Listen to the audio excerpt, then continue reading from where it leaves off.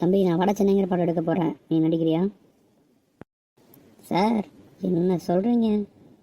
நீங்கள் எடுத்த படத்தில் தான் நான் வந்து நடித்து இவ்வளோ பெரிய ஆளாக இருக்கேன். இப்படி சொன்னீங்க, அப்படியே நடிச்சு நான் பார்த்துக்கலாம், விடுங்க. அப்படியே தம்பி? சரிப்பா, தேங்க்ஸ்ப்பா. சரி சார், ப்ரொடியூசர் யார்? பட்ஜெட் எவ்வளோ? ப்ரொடியூசர் பின்னாடி நிற்கிறாரு பாருங்க, சுபாஷ். நம்மள் தான் எவ்வளோ படம் எடுப்பார், ஆனால் ப்ராஃபிட் மட்டும் காட்டவே மாட்டார். இவ்வளோ செட் ஆவார். நல்லதா போச்சு. சரிங்க, அப்படியே பட்ஜெட் எவ்வளோன்னு சொல்லிட்டிங்கன்னா அதுக்கு தகுந்த மாதிரி பேசிக்கலாம். பட்ஜெட் ஒரு 60 லட்சம் ஆகுங்க. அரௌண்டு அப்படி இப்படின்னு செலவு பார்த்தா ஒரு 70-75 லட்சம் ஆயிரும். என்ன சொல்கிறீங்க சுபாஷ், பண்ணிடலாம்ல? அவ்வளோ லட்சத்துக்கு நாங்கள் போகிறது? எனக்கு இருக்கிறது 20 லட்சம். நீங்கள் வேணால் போட்டுக்குங்க. அப்படிங்களா? அப்படின்னு நான் அதில் கொஞ்சம் நான் ஒரு 10-15 அப்படின்னு நான் போட்டுக்கிறேன். என்ன சொல்கிறீங்க சார்? தப்பாக சொல்கிறீங்க. 60 லட்சம் இல்லை, 60 கோடி. சாரி சார், டங்கு ஸ்லிப் ஆயிடுச்சு. 60 கோடி சார். 60 கோடியா? சரி, ஓகே, நான் ஒரு 20 கோடி போட்டுக்கிறேன். மீதி நீங்கள் போட்டுக்குங்க.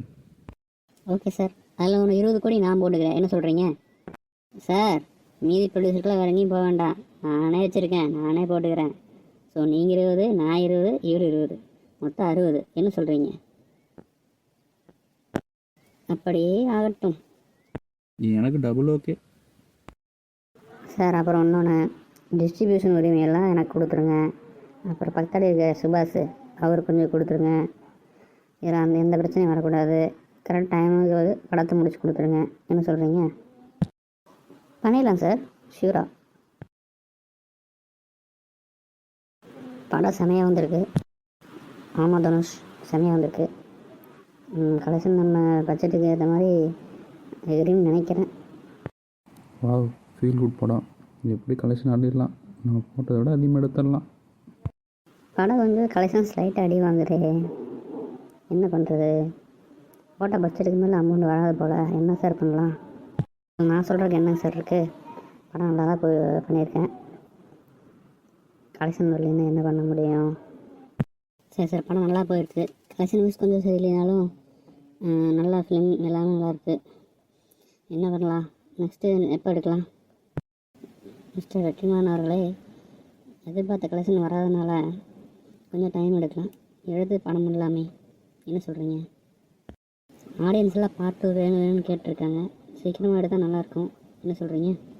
சுபாஷுக்கு இது ஓகே இல்லாத மாதிரி தெரியுது. எடுத்தால் நம்ம 2 பேரும் கொலாபரேட் பண்ணி எடுக்கணும். எதுவும் பார்க்கலாம், இருங்க சார். நான் ஒரு படம் எடுக்க போகிறேன். வட சென்னை பேஸ் பண்ணது தான். ஆனால் அன்பு கேரக்டர் இல்லாமல் அதுக்கு முன்னாடி வந்து ராஜன் வகைரா அந்த கேரக்டர் பேஸ் பண்ணி ஒரு படம் எடுக்க போகிறேன். அது வந்து நம்ம சிந்து நடிக்கிறபடி.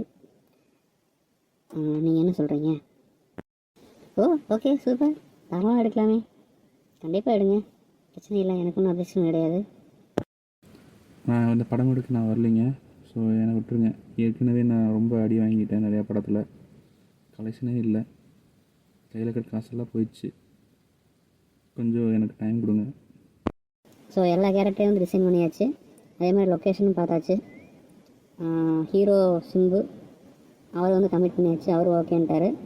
அடுத்தபடியே நம்ம 2026 வந்து இந்த படம் ரிலீஸ் ஆகிற மாதிரி நம்ம பட்ஜெட்டை வெயிட் பண்ணிக்கணும். அதே மாதிரி ப்ரொடக்ஷன் யார் அப்படிங்கிற, ப்ரொடியூசர் யார் அப்படிங்கிறதையும் கொஞ்சம் நரேட் பண்ணிட்டோம்னா அதுக்கு தகுந்த மாதிரி நம்ம ப்ரொடக்ஷன் பட்ஜெட்டையும் இது பண்ணிவிட்டு ஒரு அவுட்லுக் கொடுத்துக்கலாம். என்ன சொல்கிறீங்க? எல்லாம் ஓகே வெற்றிமாறனவர்களே. நான் என்ன சொல்கிறேன்னா, டிஸ்ட்ரிபியூஷனுக்கு நான் பண்ணேன். போன மூவியில் வந்து எடுத்ததை விட லாஸ்ட் தான் வந்துச்சு. சரி, ஓகே, கம்பைன் பண்ணி பண்ணதால இந்த படத்தை நான் எடுக்கிறேன். ஆனால் எனக்கு ஒரே ஒரு விஷயம் என்னென்னா, இந்த வட சென்னையோட என்ஓசி வந்து இப்போ எங்கிட்ட தான் இருக்குது. ஸோ லைக்காக வெளியே போயிடுச்சு. ஸோ ஒண்டர் பாரனை நான் தான் வச்சுருக்கேன்.